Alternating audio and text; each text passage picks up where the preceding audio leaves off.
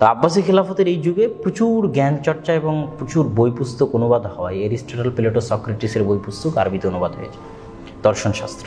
ওখান থেকে মুসলমানদের আকীদার বিকৃতি শুরু হয়। যখন ইসলাম সারা পৃথিবীতে বিজয় লাভ করলো, পৌঁছে গেল পৃথিবীর কোনায় কোনায়, তখন এরিস্টটল, প্লেটো আর একজন সক্রেটিস, এরা কিন্তু রাসূল সাল্লাল্লাহু আলাইহি ওয়াসাল্লামের আগের, এটা মাথায় রাখতে হবে।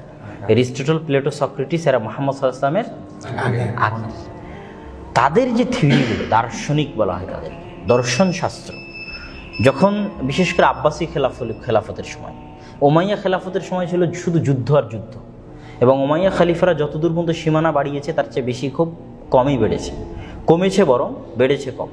এই জন্য উমাইয়া খেলাফারা ছিল পুরোটাই যুদ্ধের উপর, আর আব্বাসী খেলাফত ছিল সংস্কৃতি, সাহিত্য চর্চা, অনুবাদ, জ্ঞান চর্চা, বিজ্ঞান চর্চা, আরামায়েশ, বিনোদন। এই যুগটা হচ্ছে আব্বাসী খেলাফত।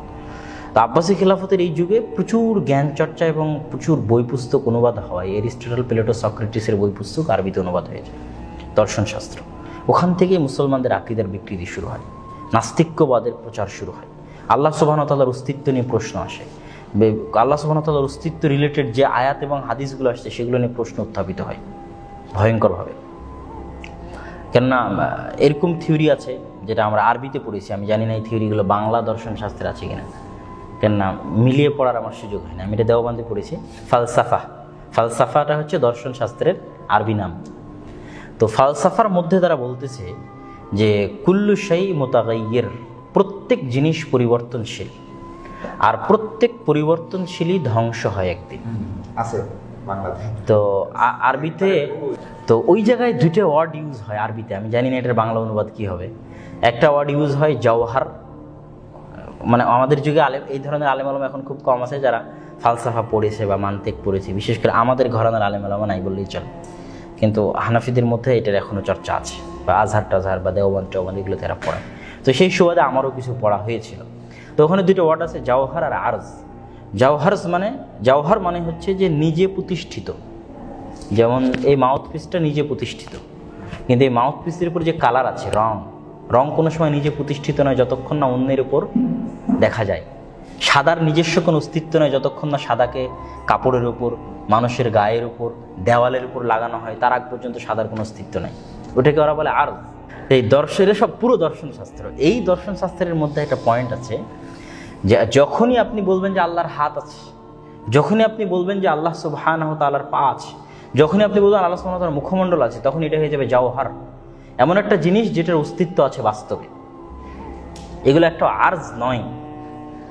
আল্লাহ সুবহানাহু ওয়া তাআলা জ্ঞানী, এটা আরজ, মানে আমি যে জ্ঞানী এটা তো দেখা যায় না, এটা আমার মধ্যে অস্তিত্বশীল, এটা দেখা যায় না। কিন্তু আমার হাত, আমার পা, এটা তো অস্তিত্বশীল। তো যখনই আমি অস্তিত্বটা মানবো তখনই এটা পরিবর্তনশীল, আর যখনই পরিবর্তনশীল মানবো তখনই ধ্বংস হবে একদিন। তো যখনই আল্লাহ সুবহানাহু ওয়া তাআলা এই ক্যাটাগরির মধ্যে পড়ে যায় তখন আল্লাহ সুবহানাহু ওয়া তাআলা একদিন ধ্বংস হবে, নাউজুবিল্লাহ। অতএব যেহেতু আল্লাহ এই ক্যাটাগরির মধ্যে পড়ে যাচ্ছে, অতএব আল্লাহ সুবহানাহু ওয়া তাআলার হাত নাই, আল্লাহ সুবহানাহু ওয়া তাআলার পা নাই, আল্লাহ সুবহানাহু ওয়া তাআলার মুখমণ্ডল নাই, আল্লাহকে এই ক্যাটাগরি থেকে বাঁচানো, হ্যাঁ, অস্বীকার হয়ে গেল। তো ওই দর্শন শাস্ত্রের মধ্যে আর মান্তিকের মধ্যে যখন আমরা ঢুকবো তখন পুরো মাথাই নষ্ট হয়ে যাবে, যারা পড়বে তাদেরও মাথা নষ্ট হয়ে যাবে। তো এখানে কঠিন কঠিন যুক্তি তর্কর আবির্ভাব ঘটল। যখন এই যুক্তি তর্কগুলো মুসলমানদের মেধা, মুসলমানদের মস্তিষ্ককে নাস্তিক্যতাবাদের দিকে ঠেলে দিল, তখন একদল আলেমের আবির্ভাব হলো যারা যুক্তি দিয়ে ইসলামের আকীদাগুলো প্রমাণ করার চেষ্টা করলো। তারাই হচ্ছে আশআরী, তারাই হচ্ছে মাতুরিদি। আশআরী আর মাতুরিদিদেরকে যদি আমরা একদম ডাস্টবিনে ফেলে দিই তাহলে হবে না, বেচারারা ভালো কাজ করার চেষ্টা করেছে। আজকের যুগে আপনি ঠিক কল্পনা করেন, আজকের যুগে একদল মানুষ নাস্তিক, আর নাস্তিকদের বিরুদ্ধে একদল লেখক আবির্ভাব ঘটেছে যারা নাস্তিকদের যুক্তির জবাব, বিজ্ঞানের জবাব বিজ্ঞান দিয়ে দেওয়ার চেষ্টা করতেছে, যুক্তি দিয়ে দেওয়ার চেষ্টা করতেছে। কথা কি আমার বুঝতে পারতেছেন? তো এরা হলো দার্শনিক। যারা নাস্তিক তারাই হচ্ছে দার্শনিক, তারাই ফালাসেফা, তারাই সক্রেটিস, এরিস্টটল, প্লেটো, তাদের পরবর্তী প্রজন্ম। তো এই ফালাসেফাদের বিভিন্ন অভিযোগের উত্তর দেওয়ার জন্য, যুক্তি দিয়ে উত্তর দেওয়ার জন্য, যে তারা যুক্তি দিচ্ছে আমিও যুক্তি দিয়ে উত্তর দেবো, যুক্তি দিয়ে উত্তর দেওয়ার জন্য মুসলিম আলেম ওলামার আবির্ভাব হলো। এখানে দুইটা স্কুল অফ থট তৈরি হলো, একটা আশআরী, একটা মাতুরিদি। এক্সিডেন্ট কোথায় হলো? যে এক্সিডেন্ট আজকেও যারা করতেছে এরাও এক্সিডেন্ট খাবে। কোথায় এক্সিডেন্ট হলো? তারা যুক্তি দিয়ে একটার উত্তর দিতে পারে, দুইটার উত্তর দিতে পারে, তিনটার উত্তর দিতে পারে, কিন্তু কিছু কিছু মাসলা চলে আসে যেগুলোর যুক্তি দিয়ে উত্তর দেওয়া তখন অস্বীকার করে। যায় না।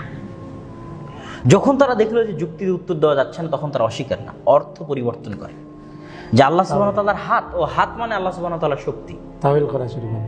অর্থে পরিবর্তন করা শুরু করলো। কেননা ওইটা তারা কোনো মতেই যুক্তি দিয়ে ফালাসিফাদের সামনে প্রমাণ করতে পারতেছিল না যে আল্লাহ সুবহানাহু ওয়া তাআলার হাত থাকতে পারে। তখন তারা ওটার কি করলো, অর্থ পরিবর্তন করে দিল। এরাই হচ্ছে আশআরী এবং মাতুরিদী।